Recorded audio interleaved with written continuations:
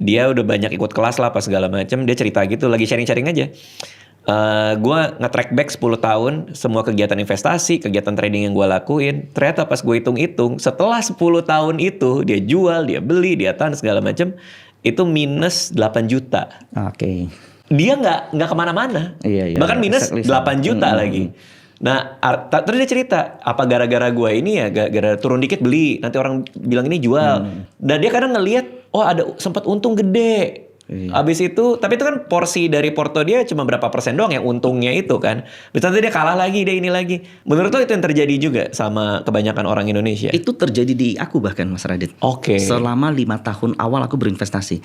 2011 sampai 2015-16 aku plus 0. Jadi aku hitung nih, uangku contoh 10 juta, 5 tahun kemudian 10 juta lagi. Sempat jadi 30-40 juta, lalu kemudian minus balik lagi 10 juta. Dia sempat naik, sempat ini, lalu sempat cash, sempat cash out gitu-gitu. Nah, kenapa ini bisa terjadi? Karena secara psikologi, kita kalau seandainya emotional intelligence itu soal kalau dari buku Ken Honda dia bilang itu namanya container money. Kalau bahasa Indonesianya tuh wadah uang. Jadi setiap orang pasti punya getaran, resonansi, vibrasi, energi terhadap uang. Nilai uang tertentu. Setiap orang beda-beda. Contoh, pengeluaran aku 1 bulan 50 juta. Ketika aku mendapatkan uang 1 bulan di atas 50 juta, saya mulai dek, mulai gemetaran tuh. Nah, itu artinya wadah saya 50 juta.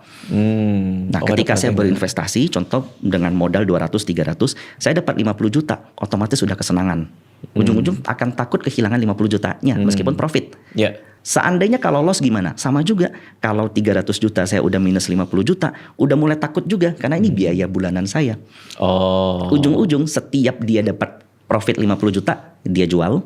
Setiap dia entry minus 50 juta, dia juga bakal jual. 1, 2, 3 tahun, 10 tahun bakal 50-50 BOP. Itu gimana cara ngehacknya biar ketika turun resikonya dibatasin, ketika naik dilupakan. Makanya saya nggak setuju kalau seandainya contoh dapat tanah warisan dijual. Saya di bapak saya punya tanah nih, jual tanahnya 5M 10 miliar. Saya langsung invest. Wadah uang kamu belum tentu sebesar itu. Ujung-ujung malahan bisa habis. Jadi kamu perlu meningkatkan wadah uang secara bertahap. Alias kalau bahasa